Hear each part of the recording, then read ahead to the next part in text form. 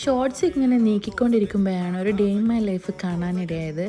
മൂപ്പര് അതിൽ മസാല ദോശ കഴിക്കുന്നത് കണ്ടിട്ട് എനിക്ക് ഭയങ്കര കൊതി തിന്നണം എന്ന് തന്നെ. അപ്പോൾ എന്താ ചെയ്യുക, കൊതി തോന്നിക്കഴിഞ്ഞാൽ ഉണ്ടാക്കല്ലാണ്ട് വേറെ നിവൃത്തിയൊന്നുമില്ല. ഓർഡർ ചെയ്ത് വെയിറ്റ് ചെയ്യാനുള്ള ഒരു ക്ഷമയുണ്ടായിരുന്നില്ല.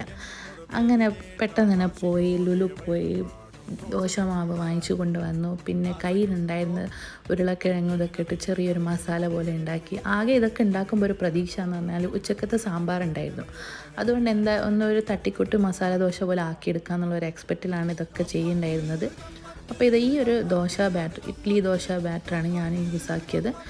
നല്ല മാവ് തന്നെയായിരുന്നു, നല്ല ക്രിസ്പ് ഉണ്ടായിരുന്നു ദോശക്കൊക്കെ. അപ്പോൾ ഇത് സാമ്പാറുണ്ട് ഉച്ചക്കത്തെ ബാക്കിയുള്ളത്. അങ്ങനെ ആ മസാല ദോശ ഉണ്ടാക്കി. ചട്നീൻ്റെ കുറവുണ്ടായിരുന്നു, അതൊന്നും ഉണ്ടാക്കാനുള്ള ക്ഷമ ഉണ്ടായിരുന്നില്ല. തൽക്കാലം ഇത് വെച്ച് അഡ്ജസ്റ്റ് ചെയ്യാന്നുള്ള രീതിയിൽ ഞാൻ ഇങ്ങനെ ഒന്ന് ഉണ്ടാക്കിയിട്ട് കഴിച്ചു നോക്കി. നല്ല ടേസ്റ്റ് ഉണ്ടായിരുന്നു. നമുക്ക് എന്തെങ്കിലും